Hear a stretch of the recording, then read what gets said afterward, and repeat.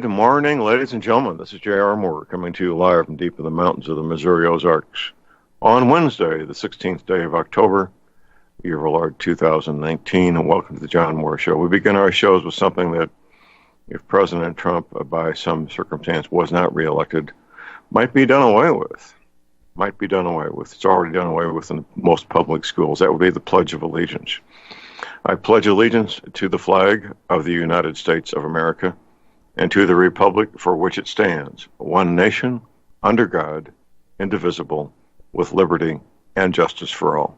Purple tip of the day, free download on my website. It's a book that's not quite 1,000 pages, within a few pages of being 1,000 pages, a reference book. It's a free download. It will help you understand the world we live in, the things that are going on, why things are going on. The title of the book is Matrix 3, Volume 1 by Vladimir Valerian. Free download at my website. Have your local print shop, such as Office Max, that kind of place, Staples, print it out for you. You got to get a really big 3-ring binder, and it will be a great reference book for you. I keep mine handy to look up things I need to look up. We have patient waiting agreement with my friend Professor James McCanney. Professor McCanney taught mathematics at Cornell University. He taught astrophysics at Cornell University. He's a author, having authored, I believe, 11 books, with more on the way, weekly radio talk show host, and his website's linked to my links page at thelibertyman.com. Good morning, Jim. Good morning, John. Here we are. Heading down the backstretch of this year. Absolutely. In 10 weeks, it'll be 2020. And in 12 months, we have an election. Yes. Yeah, that is racing upon us. Absolutely. Well, the Democratic contenders continue to make complete idiots of themselves, and they will do so. And Hillary will come in to save the day as being the voice of reason, the voice of experience. And what video I've seen of her recently, they seem to have her medications evened out, so where she's not falling down spontaneously. For at least long enough to be on camera. At least long enough to, I'm sure she has the best medical attention that money can buy to give her the appearance of being a healthy, normal woman, which is far from the case, isn't it? Yeah, exactly. So, but if they can prop her up long enough to get elected, that's all that they're worried about. From there on, the show can be managed again through normal means. Let's put it that way. Right. Well, I wouldn't be surprised if Valerie Jarrett was back in the White House. She ran the Obama administration. You can't play golf as much as Obama did and run anything. Valerie Jarrett was running the country, and Hillary will have some similar person actually running the country while she's the face of the administration. Well, right. Lots of prognostication, Jim. Lots of prognostication as to what will happen beginning in 12 months, what may happen before then. My show yesterday, we had breaking news about a possible real estate crisis as soon as February. I found out the following from one source, and implementing good journalism standards, I confirmed my information from my second independent source, that in the last several years, 5+ years,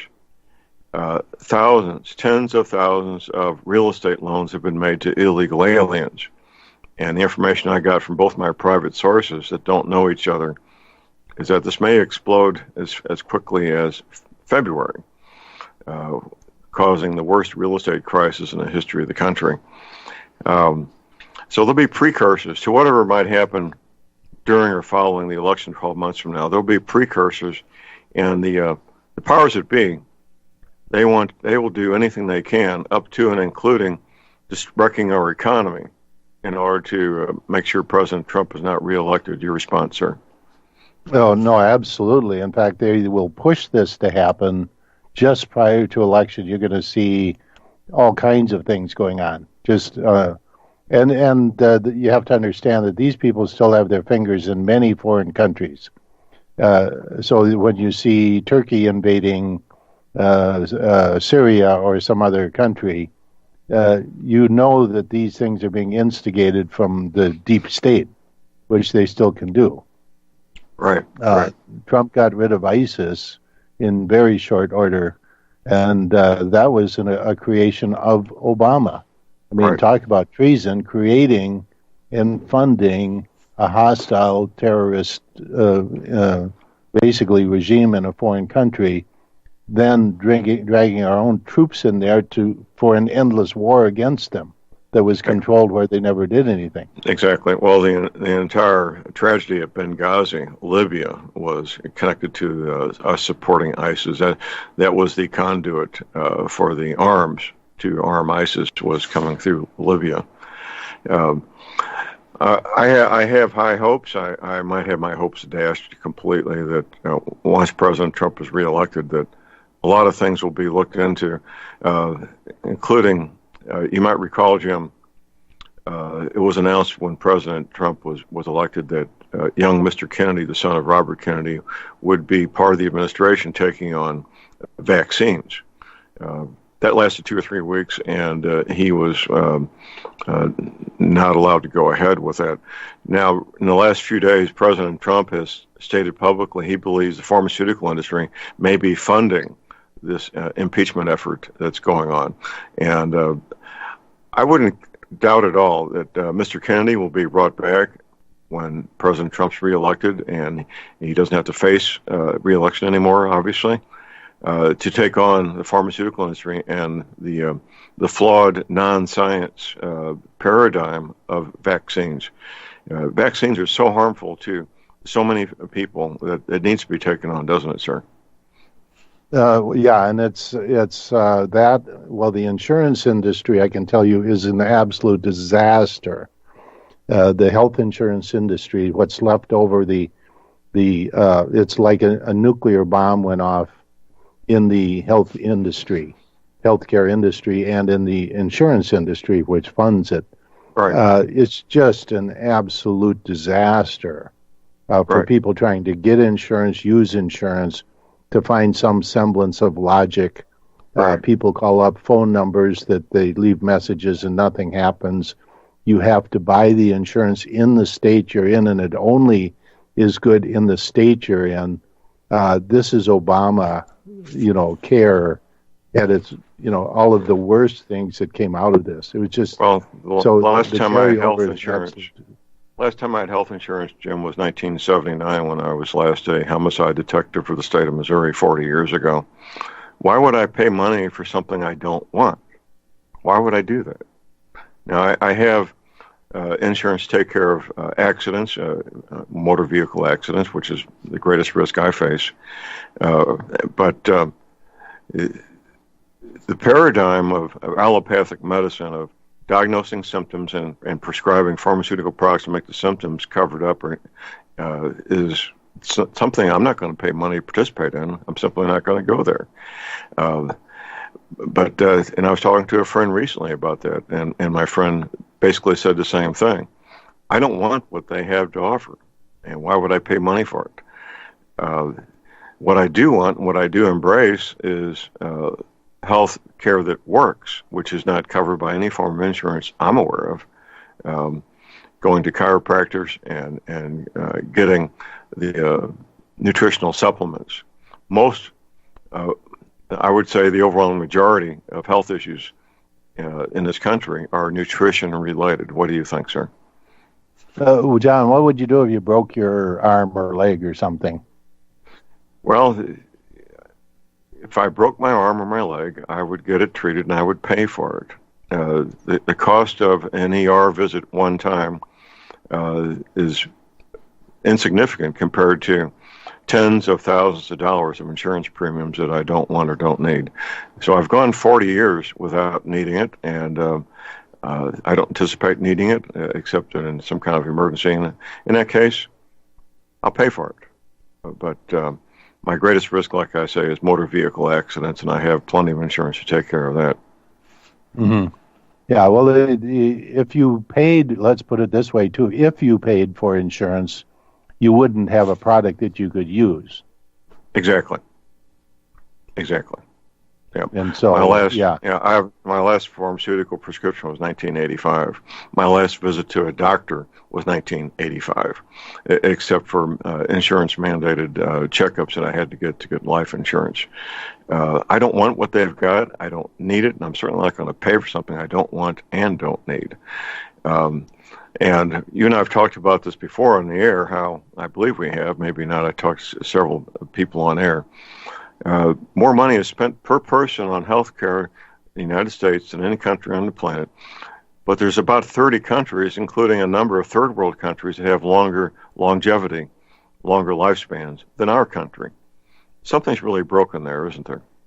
Well, yeah, and a lot of those are very impoverished third world countries. We're like 37th in the list of health care. There are countries like some South American countries which are 1 and 2, which have, and even in their system, it's greatly impoverished, but it's still with better health care than the United States. So just absolutely ridiculous. And I'm looking at a picture of the debate people here, and they want health care for all. They want you, John, to pay for this ridiculous healthcare policy for everybody, and they're going to make an incentive. It'll be much easier not to work for most people because they won't be able to afford to work, and so everybody will just go on the government, and the collapse is like Ronald Reagan said, socialism works until you run out of everybody else's money. Exactly. And it has to a dumbed down population. And I've said this before, Jim. Whoever wins over the illiterate voters, they will win the election. If you can win the majority of the illiterate voters, you will win the election. And winning over those illiterate voters means convincing people in 10 and 15-second sound bites on radio and TV that your message is the best message. That's an unfortunate circumstance, but that is reality, isn't it? Well, and that's why they're all the Democratic candidates are trying to scramble for how much they can give away. There was one debate where each one went, no, I'll give $1 trillion. No, I'll give $2 trillion. They were fighting over who would give more because they know that works like the class of people you're talking about. The people that, they hear that one little bit and they go, I'm going to get something. I'm going to vote for that person. Yeah. Yep. And that's an unfortunate circumstance on one hand. On the other, it is reality. And the only thing is, John, that's getting to be a much smaller group of people because people are realizing with Trump that they're doing a lot better and that they had been conned. You have people like Candace Owens out there pounding the trail, talking to her people. Basically, she's black, and she's talking to those people saying that over the decades that the Democrats have promised and not delivered a thing.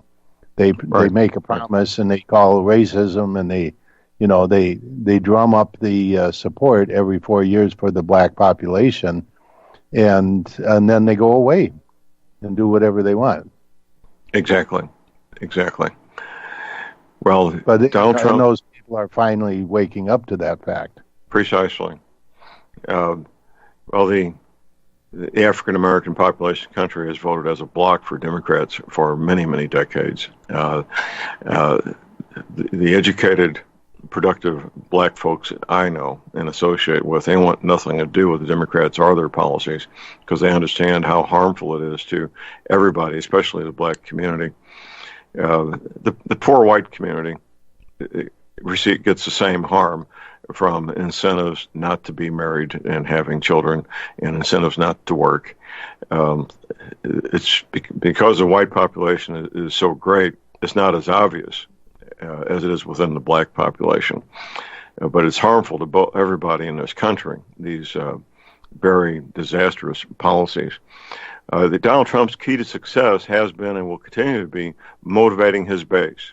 The men and women, black, white, and Asian, Native American, who make this country work. the men and women who get up and go to work every day, keep this country running, know how this country works, and they want to make America great again. And that's the key to success. And I believe the Democrats know that, and they know they're probably going to lose no matter who runs, including Hillary Clinton. Yeah. John, I wanted to jump back to that housing crisis you were talking about. Another factor in that is that the Chinese are coming into the U.S. and buying up vast amounts of land, in real estate, I should say. Yes. And it's driving the price up. It's driving it up on the West Coast, but that's moving eastward to where you have cities in Middle America now where houses that were $300,000 10 years ago, or half of that during the housing bust under Obama, which was orchestrated during the Bush administration. But those houses are now selling for $500,000. And the end result is, that this thing is going to collapse. It's a bubble bigger than the one that burst before. And there's videos of Obama sitting there with his famous one leg over the other, one little skinny leg over the other. And he's saying, I know I'm going to be president, and I'm going to have to manage this housing crisis. They knew it was coming. They knew it was being orchestrated by the Fed and by the by the banks. And is that is that the photo where Obama is in the Oval Office with his feet on the desk? No, the one I saw. He's in an interview. It's just a casual interview. Okay. And I don't know who's interviewing him, but that's what he says. He says, I know I'm going to be president, and I'm going to have to manage this housing crisis. Right. So he knew it was coming. It was being handed off to him by George Bush Jr., and it was in the works. And then the video is online. It's a YouTube video. Shows all of the famous players, the Greenspans and the guy that became the head of the Fed, Bernanke, was there, and all of these people were there smiling and drinking and planning the housing crisis. We have a caller on hold. We got a break. We'll be right back.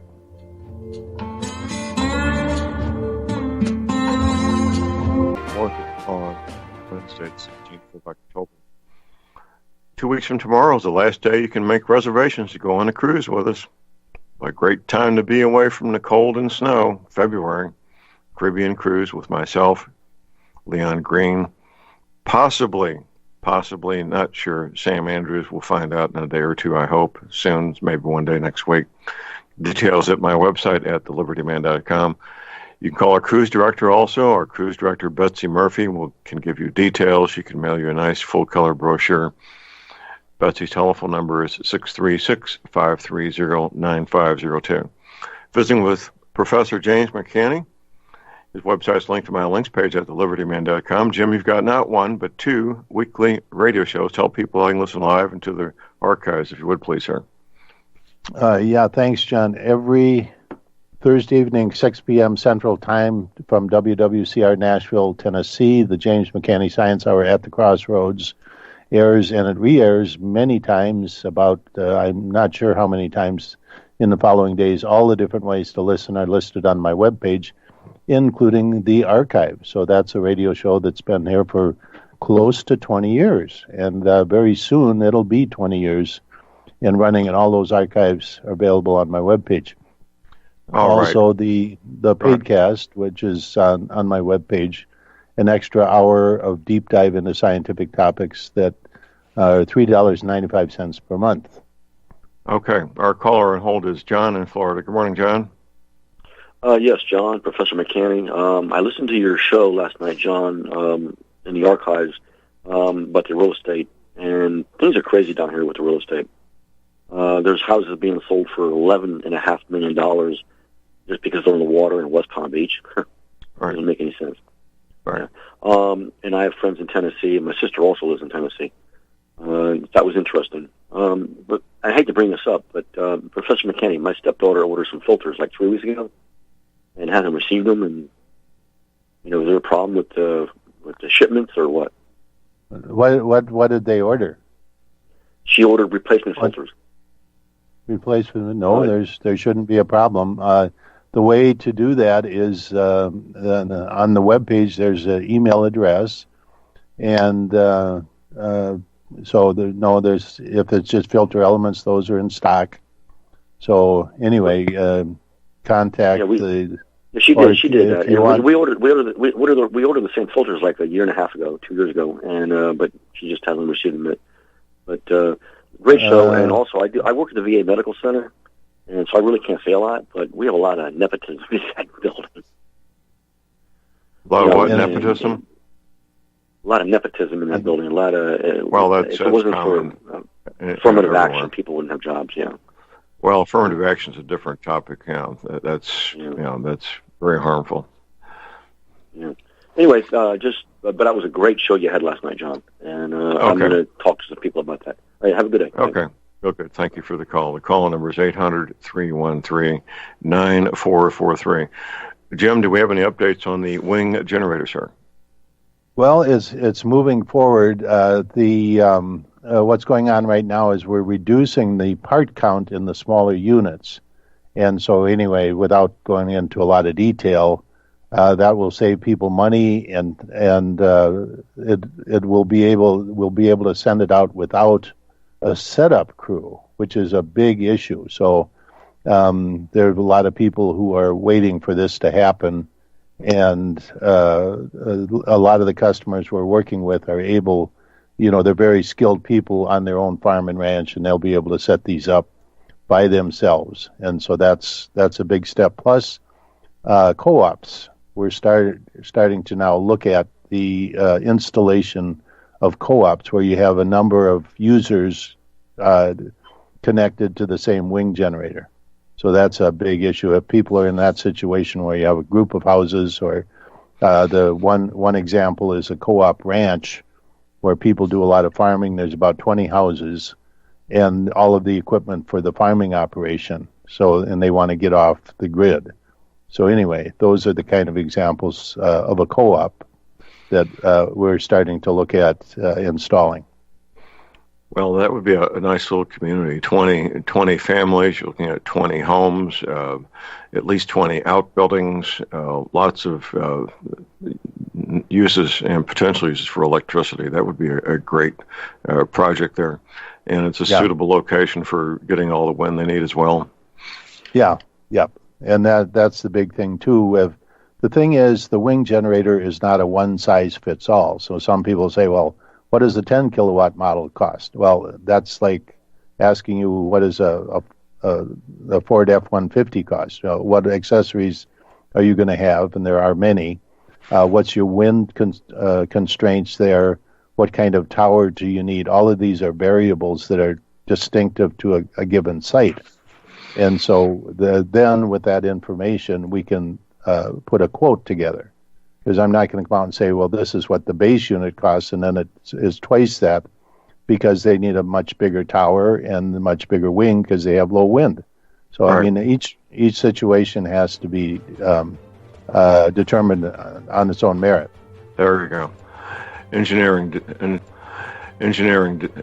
specifications. Here we go. We got a break. We'll be right back.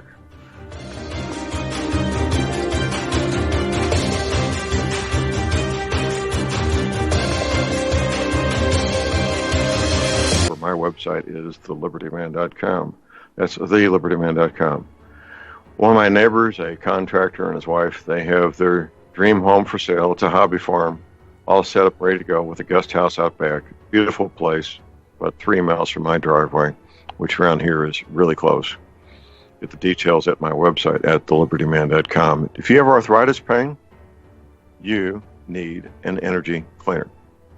You're not sleeping like a small child every night like I do? You need an energy cleaner. $285 shipping included to American zip codes. Keep in mind I offer a 90-day money-back guarantee. It works. That's the bottom line. I hear music in the background. It works. It works. Get the details at my website where you can place your order for your energy cleaner, your mattress pad, using PayPal, MasterCard, Visa. You can send a check or a money order. My address is right there. You can call my toll-free order line 24 hours a day, 800-592-8255. 9543. I say again, 800-592-9543. Visiting with Professor James McCanney. His website's linked to my links page at libertyman.com. We're taking questions, calls, and comments at 800-313-9443.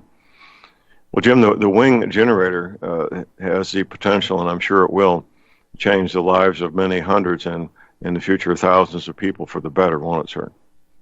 Well, yeah, not only that, but once we get to the big ones, that's what I really want to do. But I'm moving to the small ones because that's where the revenue is going to come from to develop the big ones. And we already have the engineering studies done that show that we can do the great big ones, the ones that will a single unit to replace a nuclear power plant, if you can imagine that, or a coal-burning power plant, 2 or 3 of them. So that's where this is headed.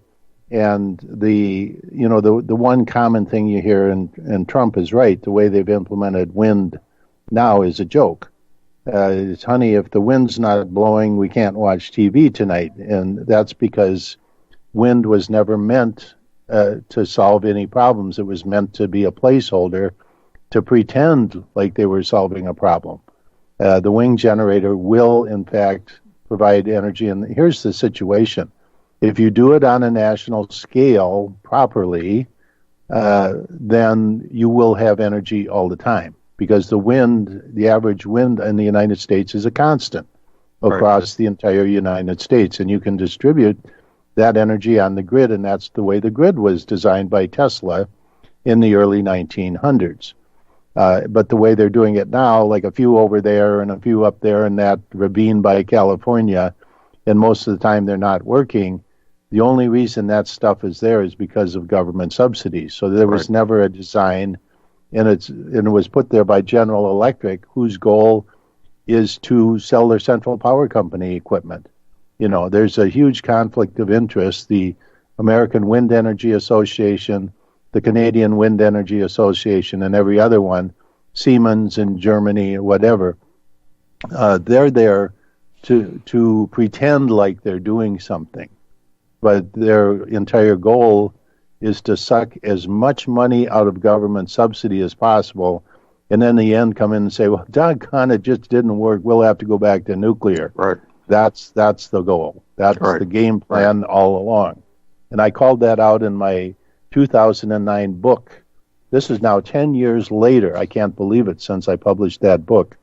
Everything that's happening today, I predicted in that book. Well, that prediction obviously has come true. I would love to see my friends up in Montana get their improved version of the Edison batteries back into production also. That's another critical part, to be able to store electricity when it's plentiful and then use it up when it's not. All these things are very doable. It's just a matter of having the capital, isn't it, Jim? Yeah, exactly. One thing about the wing generator, there's a lot of talk today about, like, Elon Musk going to Australia and putting in these massive battery banks. The wing generator on the grand scale, on the large size, does not need batteries. And you're going, well, how can that be? Let me ask you a question, John, as to anybody. What would you say if somebody said, we're going to build this coal-fired power plant or nuclear power plant, but we got to have this huge battery bank because this plant can't produce enough energy? You would laugh at them. But they get by with this, with the so-called alternative energy, solar and wind, and that's kind of an assumption that you're going to need batteries on a national scale. And it's simply not true, because if the product works, then you don't need batteries. Right. And that's... Right. I can see on a national scale where that would be the case, because when there's less wind in some areas, there'd be more wind in others. In a remote ranch that's standing alone, batteries would certainly play a role there, because the wind it comes and goes during the day and evening. I know here where I am, at night there's rarely any wind at night. Well, John, my biggest request is, and I tell people, well, I ask them how much they're paying for electricity, and I said, well, it's maybe a standoff as to economics for the wing generator versus just buying electricity. And the comeback is always, I want to be off the grid. Right. I don't want to be dependent on these power companies. And that's what they all say, and they're willing to pay a little bit more to do that. And it's in the long run, it's less expense. It really is. But the very small wing generators, let's put it this way, as you get to bigger and bigger wing generators, they become less and less expensive per unit of electricity. And so when you get up to about the 25 kilowatt models, that's where the break-even point is. So these people that are ordering a 10, a 5, or a 3 kilowatt are paying more for electricity with the wing generator than they would with grid power, but they don't want grid power. They want to be rid of it. Right. And so that's the customer base now. And there's nothing there. The only competition is solar, which, anybody can understand that the sun only shines a few hours of the day. And then you have this massive battery backup system, and then you got to add a lot more solar.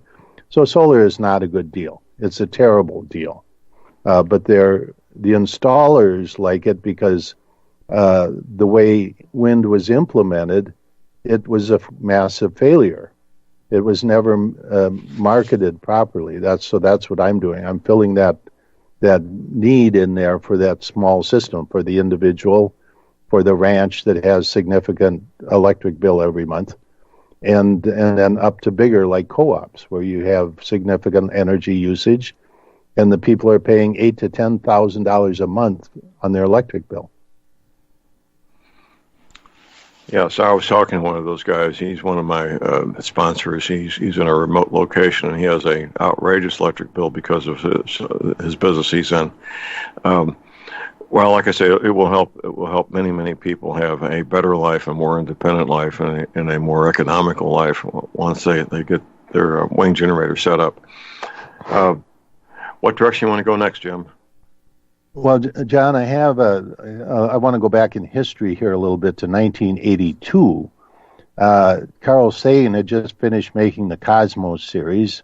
NASA had just ended the Apollo program. Elon Musk was 11 years old, and Bill Gates had just cut his first deal with IBM for Microsoft operating systems. Art Bell had not yet begun his radio show. Alex Jones was 8 years old. I have a list of these things. I had already been 2 years at Cornell University, and just one more, Richard Branson would not begin his Virgin Galactic space venture for another 20 years. This is 1982. I am in Los Angeles, well-known scientists throughout both the space science community and the technical industry of aerospace. And so I'm in Los Angeles looking for funding for electromagnetic propulsion systems. And look at today, they're still using chemical rockets to try and go into outer space. Right. Absolutely ridiculous. Anyway, there's some work going on in the background, but hopefully people will start to see some of this emerging again in my work. Okay, well, hopefully they will, Jim. Hopefully they will. All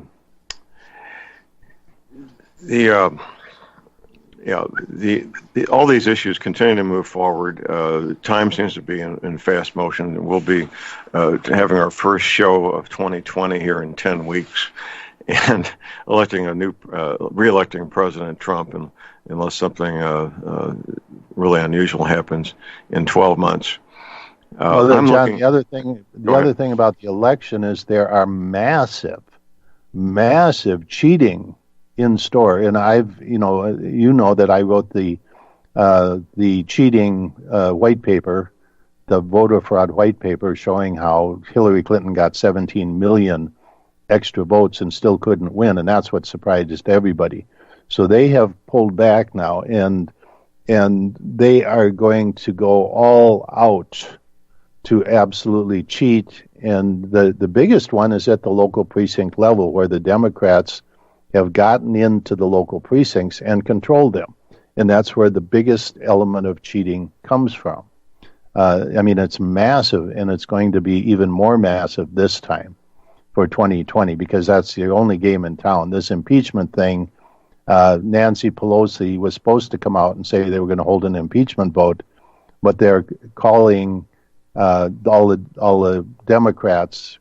They're not getting the support. So she came out and said, well, we're not going to have a vote, which is absolutely absurd, which just says they're trying to manipulate this as a kind of coup d'etat, in secret circle impeachment program. It's not an impeachment program. They're just really the Democrats once again have nothing. There's a lot of ado about nothing, but the only game in town for them now is cheating massively in the 2020 election. Well, I've seen this firsthand, Jim. I was in charge of security for the Missouri anti-gambling campaign in 1994, and I've been in one of those Democratic precincts where, for decades, more ballots came out than voters came in the door. Well known and well documented. So, yes, I've seen this firsthand, and I agree with you. There will be massive amounts of cheating, which means we need to motivate as many patriotic Americans as possible to get out and vote instead of sitting at home. They need to get to the polls. They need to vote in 12 months to make sure that President Trump gets reelected. We need an overwhelming majority, don't we? Yeah, and you look at the candidates. I mean, this last debate that just went off, what a bunch of nutcases. I mean, there's one woman there, Tulsi Gabbard, who is a voice of reason. I mean, she actually makes sense. But the rest of them are just a bunch of whack jobs. That's the best thing you can say. I mean, just nutcases. And that's your profile. That's why there's a dozen of them. They're splitting the Democratic vote amongst 12 people with a year to go, and none of them have a platform. I mean, I've never seen anything like this. Yet nobody has. Nobody has. This is new, and there's no precedent for this ever. No, there's not. No precedence at all. Well, a year ago, a friend of mine told me that Hillary would be the candidate, and I blew him off. I said, that's not possible. But it's actually looking like a possible reality now, isn't it? Yeah, and that's Alex Jones did a big piece on this recently, and he apparently has some intel like you do, and he said that's what everybody is saying in the background. They're going to let these candidates whack it out between themselves, and muddy themselves up. But then in the end, she's going to come in on the white horse as the clean candidate. That's the way they're going to bill her. Yep. The voice of reason, the voice of experience, someone you can rely on. That's what they're going to say. That's what they're going to say. Yeah. Well, she couldn't muster 500 people with a rap singer, a famous rap singer last election, and it's not about election or anything else. It's simply massive cheating. That's why she didn't go out and campaign, because she knew the cheating machine was in place, the Clinton machine that had been there for decades, and they had been building that up. So she was 100% confident going into that election that she was going to come out the winner. She was told she would be the next president, and she was all ready to do it until some guy named Donald Trump stole it from her, according to her words. It was stolen from her. It was her right. It was her turn. How could anybody, it was like getting up to bat when you were a kid at baseball, and somebody steps in and bats in your place, and it's like, wait a minute, that was my turn. That was her belief, that it was her turn to be president. Well, her public statements make it sound like she did win, and that was taken and it was stolen from her. And thank goodness for the Electoral College. The purpose of the Electoral College is to prevent the United States of America from becoming a democracy. That's the purpose, pure and simple, to prevent us from becoming a democracy. And thank goodness we have the Electoral College. There's some very sincere efforts to try to do away with it because there are people, socialists, communists, Democrats, Muslims, who want us to become a democracy, don't they? Right. Well, the Project Veritas just recorded this guy. He was the top guy from New York. He's a Democrat. He's the head of the Election Commission. And he said, these people come in buses. They take them from one precinct to the next, and they just vote. They can vote 100 times in a day. Not just one busload, but hundreds of busloads of people, and they just go around. No ID required of any kind. They just walk in, vote. And so that's what's going on. That's why New York, and can you imagine there are probably places all over the country, New York, California, in which the politicians, the smaller level, the lower grade politicians, have probably never won an election in their life, but they've been there. They're career politicians based simply on cheating. Amazing. What a system we have. Well, I agree with you. The action is at the precinct level. It's fairly easy for people, and all our listeners, to sign up to be poll watchers. Typically, they need extra poll workers. I know in my area we have to. We have to have both Democrats and Republicans to work the polls. That's the way it's done. And a lot of jurisdictions are scrambling to get people to volunteer for these jobs. They actually do pay a little money. Here's our break. We'll be right back. Hour just flown by, sir. We're heading into some interesting times here, but I was wondering also about this housing issue, and I would say probably I don't know if it'll come as soon as February. I would think they'd want to hold off if this is really a planned event until right before the election to cause as much chaos as possible. But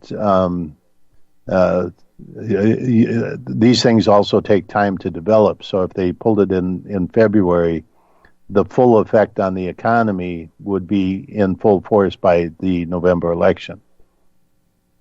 And of course, they would blame it on Trump when it was really rigged by the bankers a long time before it ever happened. Absolutely. Well, people need to be vigilant. Encourage your conservative friends to register to vote and actually get out to vote. Use absentee ballot if they got a conflict, being on vacation or sick or whatever it might be. I've used absentee ballot myself several times recently, dealing with my sick wife. And make sure you vote. It's just not optional. This election coming up may be the most important election of our lives, right, Jim? The other thing is to get your name off of prior voter registration lists. If you moved out of state, especially, make sure your name is no longer on that voter list, because you're going to be voting in that state for the Democratic candidate, whether you like it or not. So make sure your name, or if somebody has died, make sure that their name is off the voter lists. Absolutely. That is not optional. Jim, thank you for being with us. Look forward to having you back next week, sir. Thank you, John. Okay. We're at the top of the hour break coming up here soon. We'll have my friend Jeff Nyquist with us, and Jeff will be filling in details about the nuances of the international communist conspiracy behind much of what we're dealing with, a lot of what we're dealing with. It's important information. I hope you can stay tuned for that. And Jeff's a great guy. I've known Jeff and worked with him now for about 12, 14 years. He first caught my attention with some articles he was writing on one of these news sites. And he's the real deal. He really is. It was pointed out in an article I was reading this morning about how important communications is. If there's a crisis, a local crisis, a national crisis, it's not optional. It really could be a matter of life and death to have effective two-way radio communications, both around your property, your ranch, your farm, your neighborhood, and cross country as well. If you got time, right? We have time for you to get your ham radio license now, to get your equipment now. Plenty of time. A year is plenty of time to accomplish those things. The group I work with, all the men and women, all have their ham radio license, every one of them. And the reason we have that is because we recognize how important it is. Here's our top second hour on Wednesday, the 16th of October. Proper tip of the day, there's a free download at my website. It's a book, not quite 1,000 pages, 900 and something pages. The title of the book is Matrix 3, Volume 1 by Vladimir Valerian. It's a reference book. What I would suggest doing is downloading it, having your local office supply store, Staples, Office Max, that kind of place, print it out and on 3-hole punch paper, make sure they don't have the text interfering with the holes in the 3-hole punch paper, and get yourself a really big 3-ring binder, and you've got yourself a wonderful reference book that will help you understand what's going on, how it's going on, why it's going on in terms of manipulation of human consciousness. That's what the book's about, the manipulation of human consciousness. We have patient Wayne Agrino, my friend Jeff Nyquist. Jeff is a gentleman who began a quest more than 2 decades ago to understand, comprehend, eventually become quite expert in all the nuances of the international communist conspiracy. His new website is jrnyquist.blog. Good morning, Jeff. Good morning, John. Well, sir, we will have an election in 12 months. 12 months and 2 weeks, we will have an election. And I'm encouraging people, and I'm sure you are also, to encourage themselves, their conservative friends who will vote for Donald Trump, to actually register to vote and get out and vote, because there's going to be a lot of voter fraud to overcome, won't there, sir? Yeah, there always is. In the last few elections, we've seen it. And, it's a life and death election. So, I mean, if we've seen that, if you saw the Democratic debates, you see what we're going to have from the other side. I mean, they're lining up to be socialists. Absolutely. Lining up for free stuff. Give me more. I want a free college education. I want free food. I want free housing. Why would you even bother going to work? Yeah. That's how you lose your freedom. Well, I like that. That's a true statement. I like that. The Muslims, communist, socialist, Democrats running for U.S. Congress, U.S. Senate, United States presidential Democratic nomination. They continue to put out the communist line, promising free stuff. More and more, it looks like Hillary's going to come in as a voice of reason that will be the actual candidate. What do you think?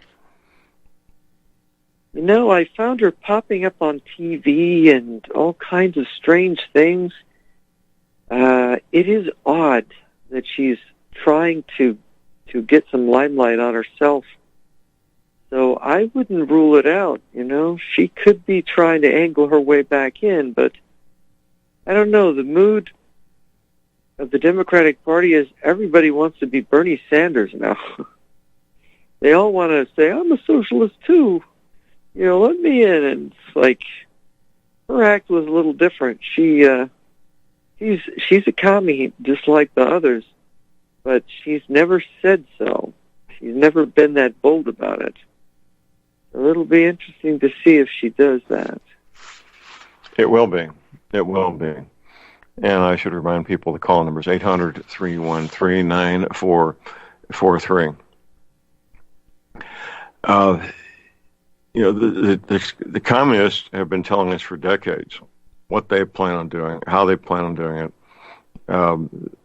Was it Lenin who said that the capitalists will sell us the rope that we will hang them by? Is that a fairly accurate quote?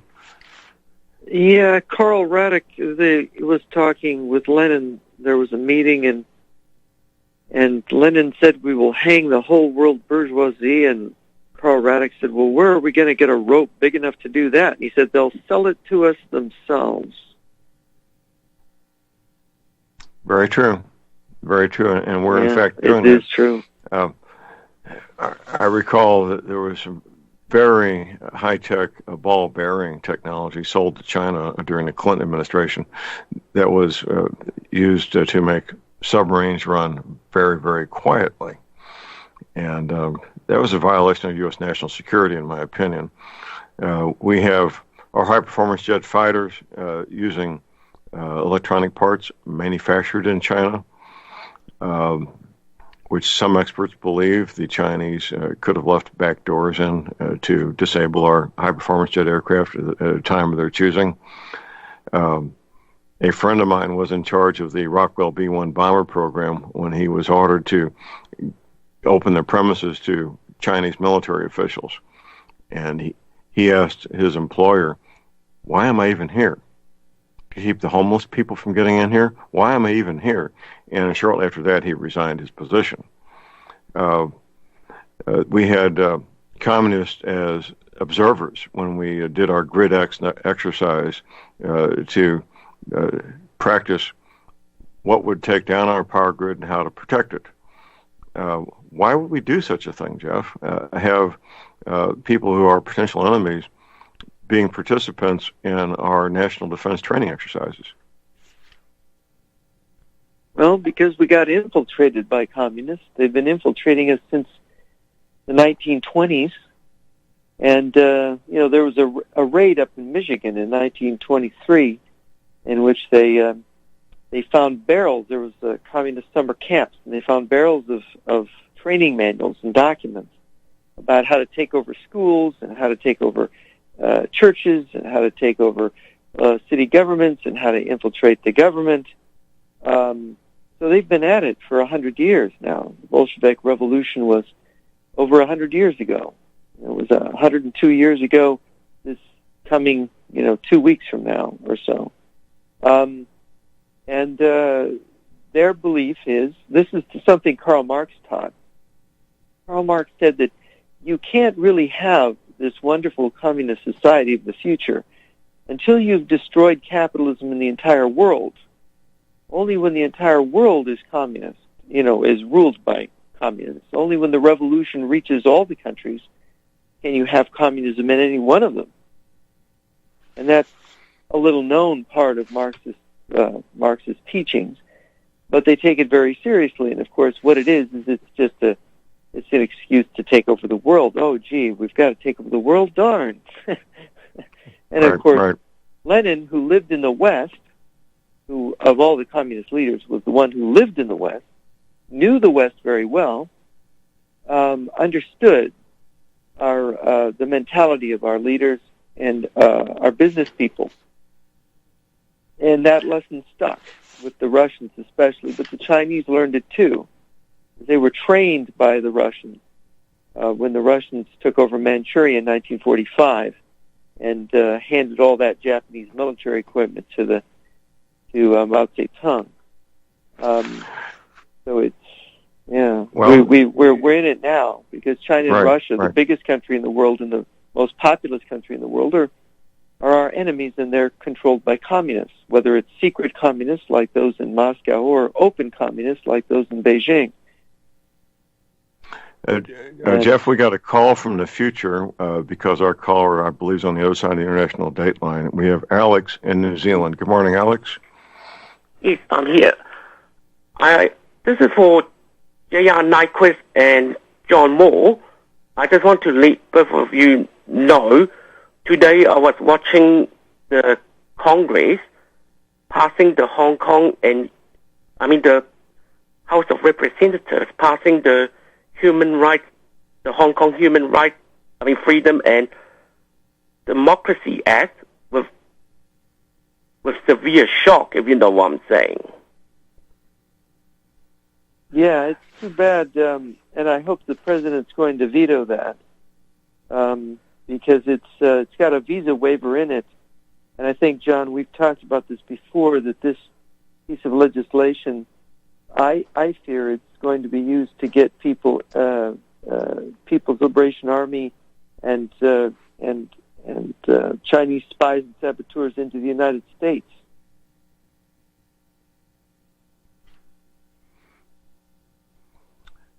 Alex, you're correct, sir. It's very disturbing what's going on there. Anything else, sir? Yes, and the next thing is, if those Hong Kong Chinese are allowed to immigrate to the U.S., there is no telling what they will do, because a lot of them have already shown on television they are very fanatic, if you know what I'm saying. They've already shown they are capable of beating up police officers, fire service, and even ambulance staff, which is highly concerning. And they've Alex, already I have shown... I have a question for you about I've been watching this and wondering if this is the opportunity for the mainland government to kidnap genuine anti-communists. Have there been people missing in Hong Kong? Yes. And it's already being blamed on the Hong Kong police. Uh-huh. And how many people are they saying are missing? More than 10 now. And they're all 10. students. I see. So they're activists who are not. And Alex, do you think the leadership of the Hong Kong independence movement, do you think they're honest, or do you think they have connections to Beijing? They definitely have connections to Beijing. As you've got the likes of Joshua Wong, Martin Lee, Anson Chan, and Jimmy Lai. They're already exposed as tied to Beijing or even working for them. And of course, those are not among those kidnapped. No, they've been left alone. Yeah. And so now I understand that President Xi made a statement about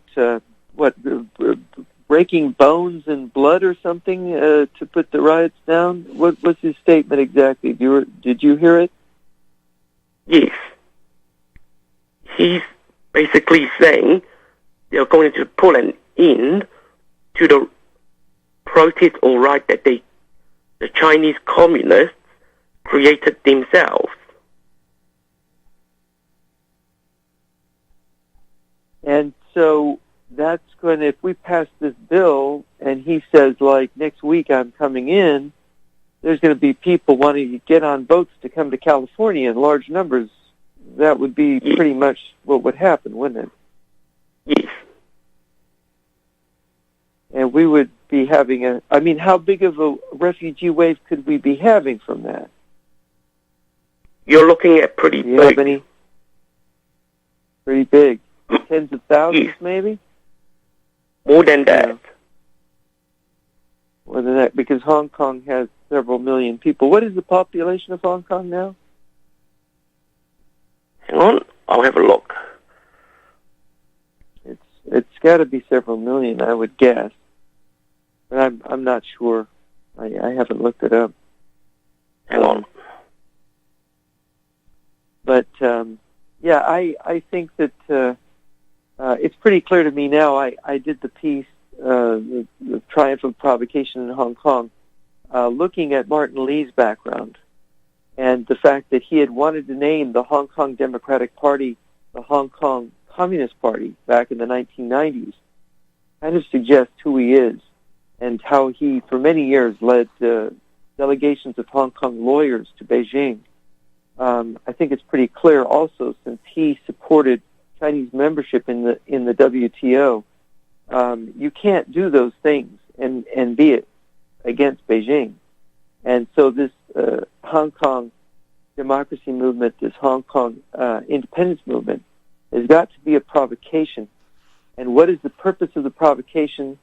Always it is for the communists to get a greater hold on Hong Kong, but also with this visa waiver and this bill that they've gotten Nancy Pelosi to put forward with Chris Smith and Marco Rubio to get thousands of Chinese into the U.S. with a visa waiver.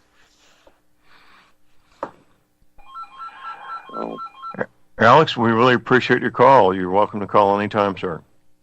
Thank you, John Moore. Have a nice day. Thank you, sir. Our next caller is Thank John in Texas. Good morning, John. Hello?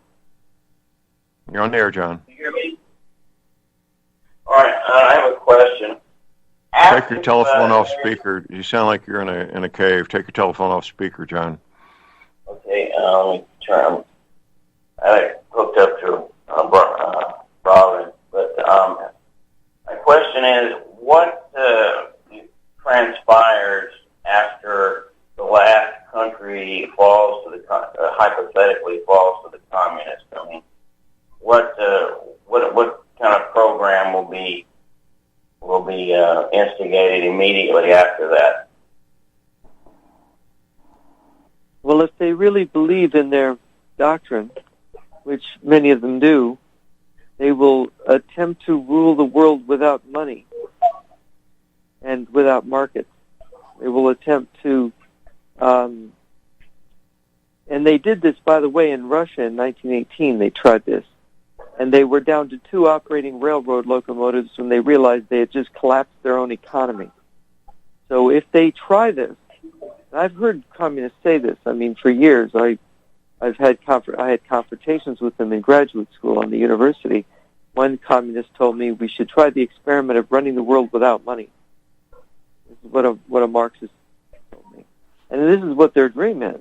They think that greed and money and so on is the cause of all the ills in the world. And I told him, I said, if you do that, you're going to starve most of the world's population. 4/5 of the world population will starve to death.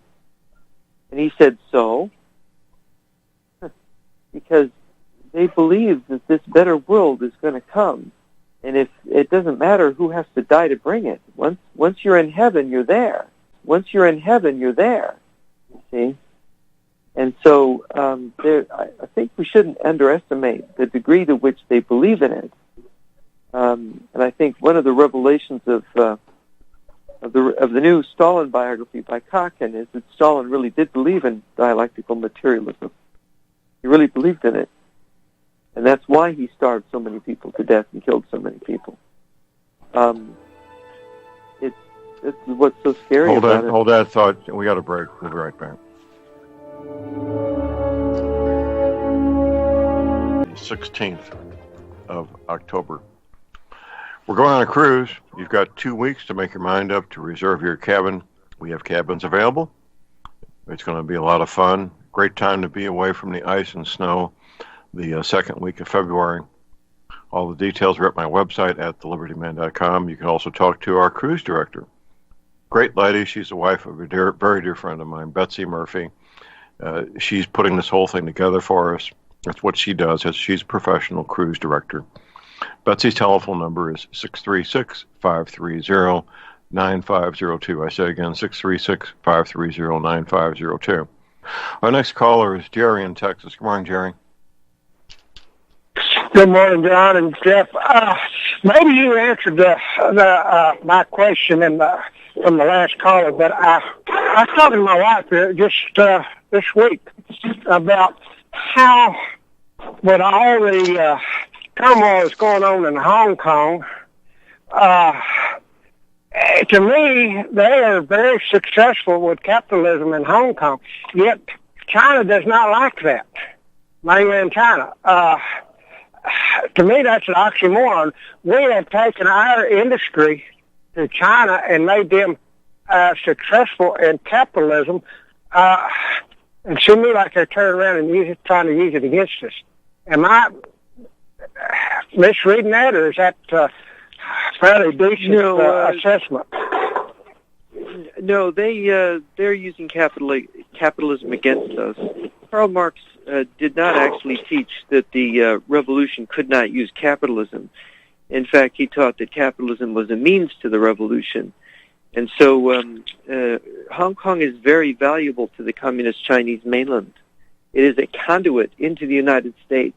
And this provocation in Hong Kong is allowing them to develop that conduit, to create the equivalent of a kind of, they've been, one of the tricks that they've used in Europe to get Muslims into the heart of Germany is to have massive refugee waves hitting Europe.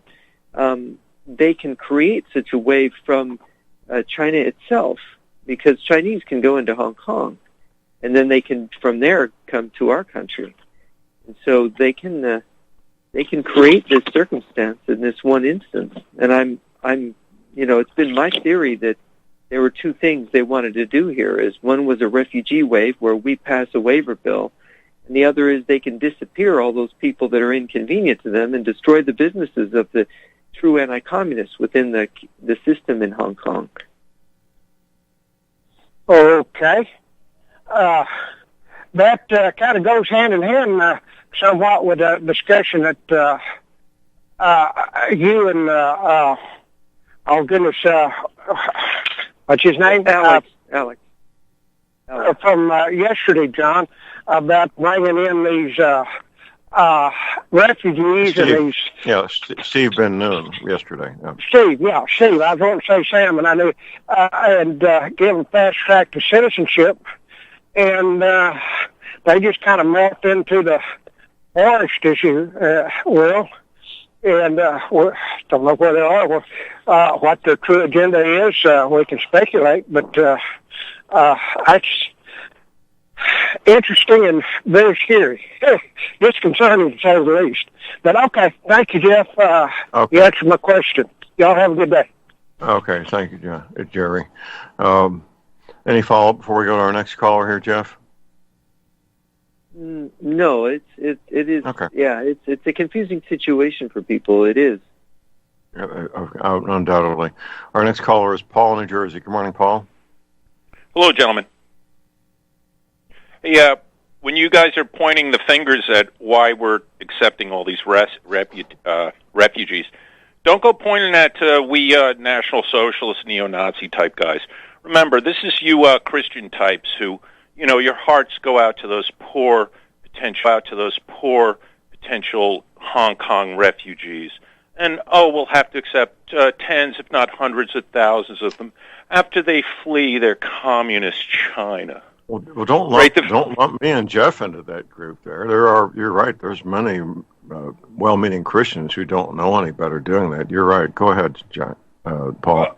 Right, because let's be honest, it's ultimately the soft hearts of the liberal Christian right who are behind a lot of this migration, and also their pursuit of cheap labor. Let's be honest. They have elements of both. Some elements of both. You're right.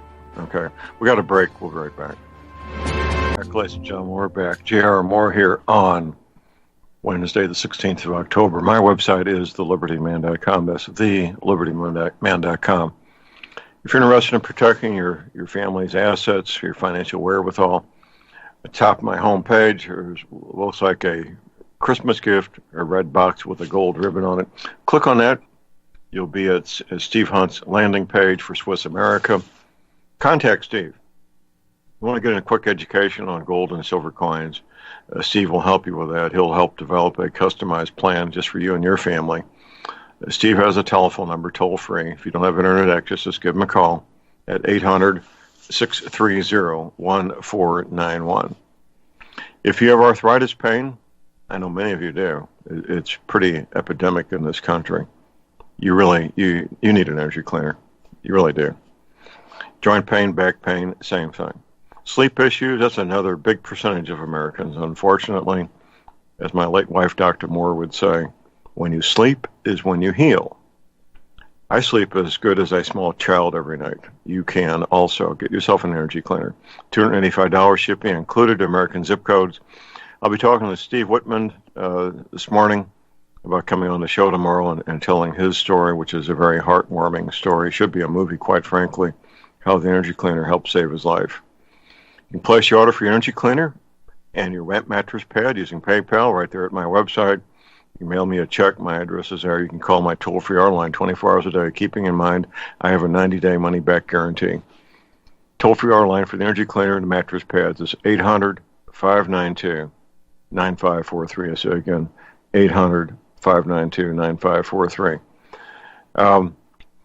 Jeff, occasionally we find ourselves in agreement with Paul. I know I find myself in agreement with Paul that Americans, large S, Americans, good-natured, is taken advantage of frequently, isn't it, sir? Yeah, I think it's true that misplaced charity can be very cruel because you can really hurt yourself by giving charity to the wrong person. Absolutely. And hello. Yeah, you're still there, Paul. Go ahead. There's an imperial impulse, and Americans have to watch out for it. Just because something's happening in Hong Kong, and Hong Kong was a British colony, doesn't mean, first of all, we Americans should have anything to do with meddle or have to inherit British and their problems in their colony. And because something horrible happens over there, why are we the only nation in the world or people feeling compelled like we have to spend our money, send ships over there, and then take refugees into this country? I mean, it should be actually something we should strong the UN into doing, is that when there is a refugee problem, refugees ultimately stay within their own continent. So in other words, Middle Eastern problems of Syria, ultimately the refugees from Syria should have all stayed in the immediate area around bordering Syria and not been shipped into Europe or the United States. And, we just have to let other nations take care of some of these problems. They have money. Agreed. And we shouldn't feel so emotionally attached to the freedom and absolute freedom of other countries. Listen, China might have its problems, but relatively, I know people, they go there for vacation every year, and they say it's nice.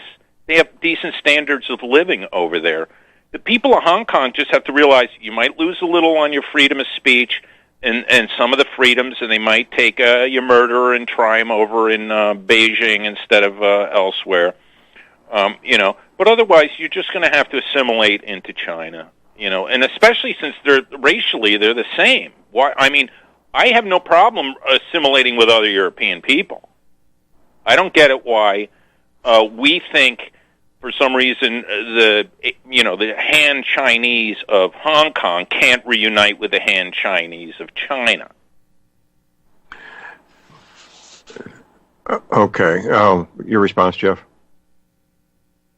Well, nobody's here is suggesting intervention in Hong Kong, and nobody here has suggested that the Chinese in Hong Kong haven't already been integrated into China.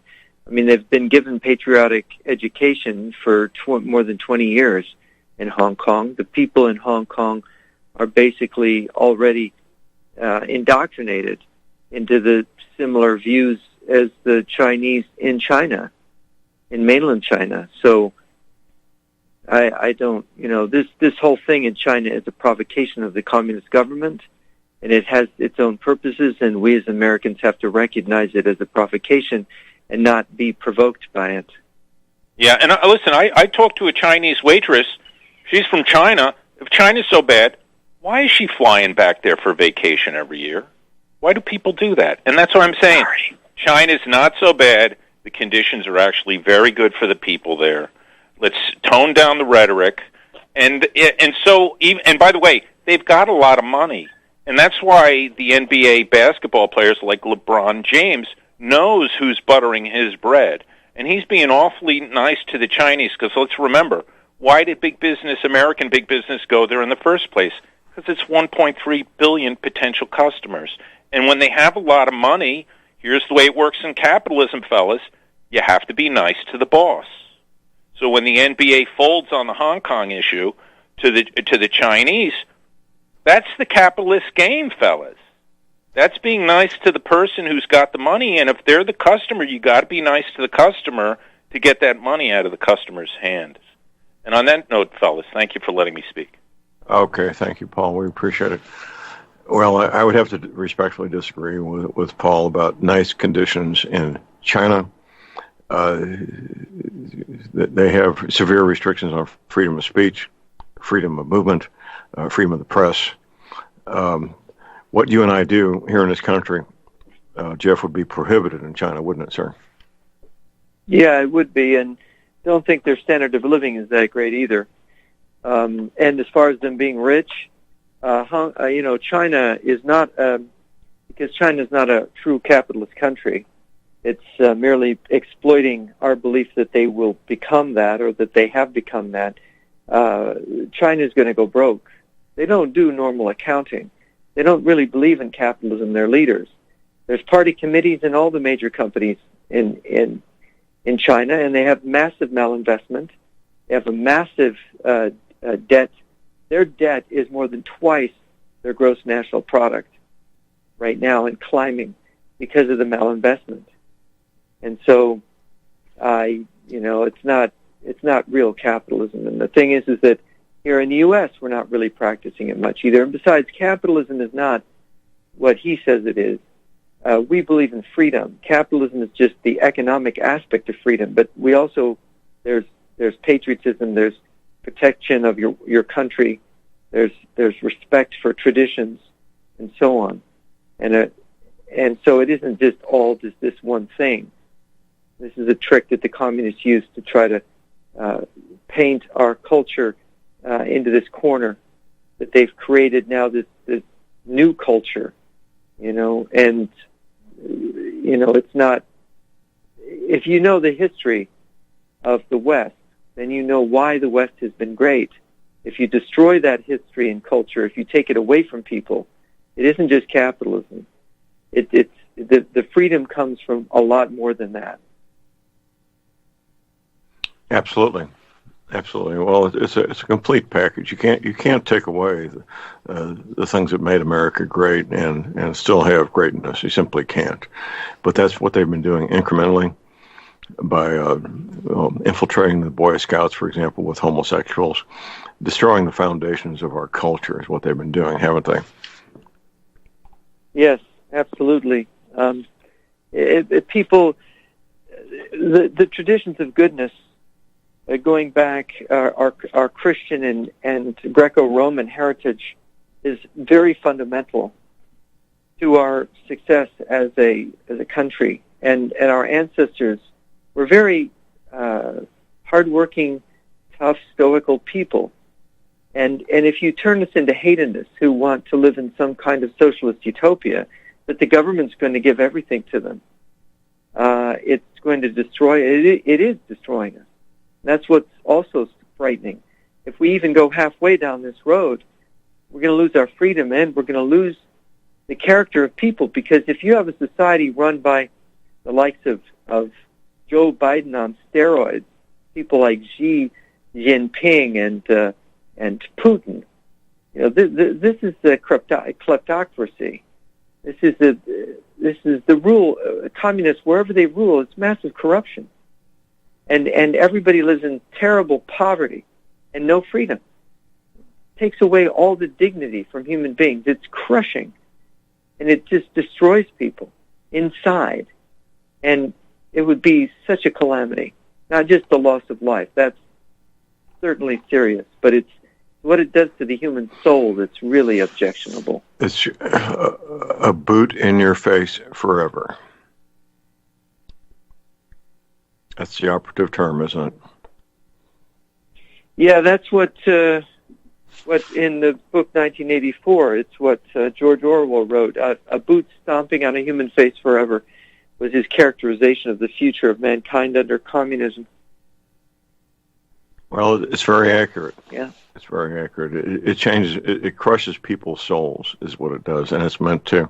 Russia has become, for the most part, a country of men who are alcoholics, men who do not want to father children, women who do not want to bear children, because the thought of bringing an innocent human being into that system is just something they don't want to do. And China, people escape China. I met a gentleman at a party. He was a mathematician teaching at a respected university. His wife was basically held prisoner by China because they knew if she came to the United States that neither one of them would ever come back. The wife of a very dear friend of mine, she grew up in China and was a young woman, a teenager during the Cultural Revolution in 1968. And I'm not going to describe the things that they did to her family, but they were horrific and barbaric. and she will never, ever forget how horrific and barbaric the communist Chinese are. We have to remember that it's the same government with continuity, unchanged, that murdered 50 million of their own people. You know, the Nazi regime that murdered all those people, they're gone. But the regime that murdered 50 million people in China is still in place, and it's still governing, isn't it, Jeff? Yes, it's the same people. These are just the what we would call the students of Chairman Mao, the disciples of Mao, the greatest mass murderer in the history of man. And they revere him to this day. Xi talks about Mao Zedong thought, that we must teach Mao Zedong thought. Right. Well, Mao Zedong thought leads to mass murder. Absolutely. Absolutely, that's what it does. I met a couple over the weekend running a donut shop, and I thought they were from Vietnam. They're from Cambodia, and I said, I'm glad you're here. I am glad you're here. So we need to exercise discretion and due diligence in admitting refugees, and not haphazardly do it just because it might make you feel good. Our country needs people who are bright and have skills and are productive, which excludes most Muslims, because you can't be terribly productive with a 70 or 75 IQ, can you? No, you can't. No. Even if you want to. Even if you want to. Yeah, even if you want to. Yeah, the thing is that sometimes helping people is a way to cripple them. And it's important not to help people so much that you end up crippling them. Absolutely. Well, German businessmen thought that they would get a great source of cheap, skilled labor, bringing in Muslim men and training them to be highly skilled people to do the work. Well, that was a disaster. That was an absolute disaster, because you can't take men with a 70 or 75 IQ and teach them to do very much of anything except sweep a floor with supervision, or maybe pack things to be shipped with supervision. It was an absolute disaster, and that was the original intent of bringing in all these Muslim men, was to get a cheap source of labor for German businesses. It's been and will continue to be an absolute disaster. We got a caller on hold here. We got Michael in New York. Good morning, Michael. Good morning, gentlemen. Regarding Red China, first of all, Mao Zedong Pyle, he was a graduate of Yale University. Yale has a satellite, or had a satellite branch over there. And so he was groomed to become the despot that he became by Westerners over here, because, yes, they wanted to exploit that huge population, not because of customer base, but because of slave labor. And that's why all the big corporations that were developed and built up by American and Western intelligence and also dedication, they were hijacked and taken over by these quote-unquote globalists, and then they took their business there to exploit slave labor, as they're doing everywhere else, and simultaneously to wipe out the middle class that developed from the building up of these corporations that Americans and Westerners, through intelligence and dedication, created. Because most of these big corporations were started by individual entrepreneurial activity, intelligent people with great ideas, designing, developing products, technologies that revolutionized and advanced Western civilization. All that's been hijacked by these type of people that are greedy and also ultimately anti-Christian, anti-Christ personalities that want to enslave everybody, and Red China's their model. It's obvious as all could be. And it's sad that many people here in the West haven't realized that yet. It is sad. It is sad. Any follow-up on that, Jeff? Yeah, I would not blame the West for Mao Zedong. I don't think that's fair. Mao is very Chinese, and he's a communist. I don't think just because we got communists in some of our universities and because some of these international capitalists have fallen for and their tax-exempt foundations were infiltrated and taken over by communists, doesn't mean that it really came from them. Right. Communism is a movement going back 160 years plus. Absolutely. Here's our last break. Michael, thank you for the call. We got our last break. We'll be right back.